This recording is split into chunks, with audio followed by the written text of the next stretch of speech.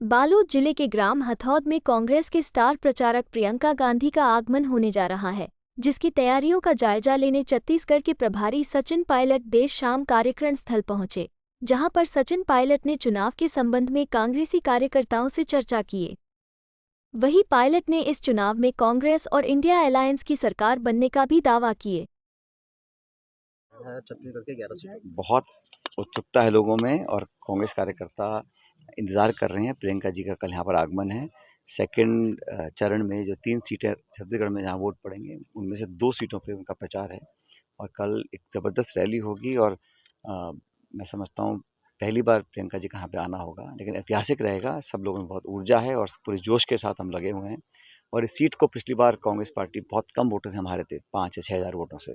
तो इस बार बड़े अंतर के साथ हम लोग जीतेंगे और हमें लग रहा है कि पहले चरण में जो पोलिंग हुआ है, उसमें लोगों के ज़हन में एक बदलाव की भावना है, एक चेंज चाहते हैं।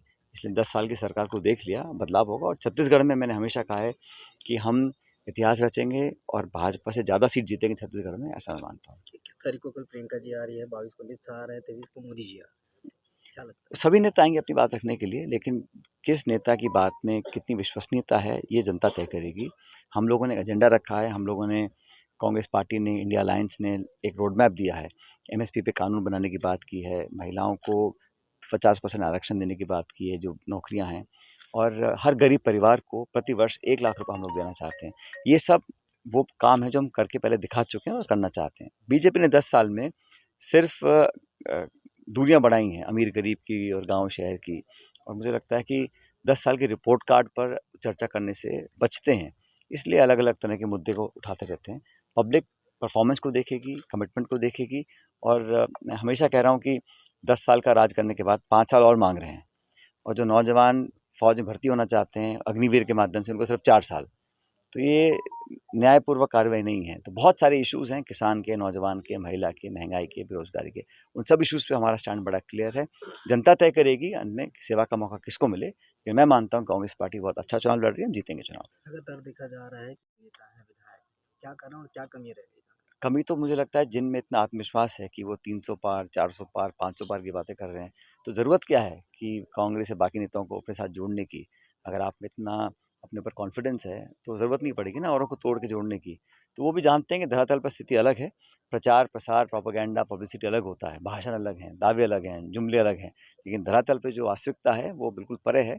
मानस पब्लिक का मन चुका है कि बदलाव करना है और मुझे लगता है कि ये इन राज्यों से शुरू होगा, चाहे राजस्थान है, चाहे छत्तीसगढ़ है, चाहे मध्य प्रदेश है। जैसा कि बीजेपी लगातार 400 पार के नारे लगा रही है, लेकिन ये कांग्रेस की तो बात की। आंकड़ा आता है 4 जून को।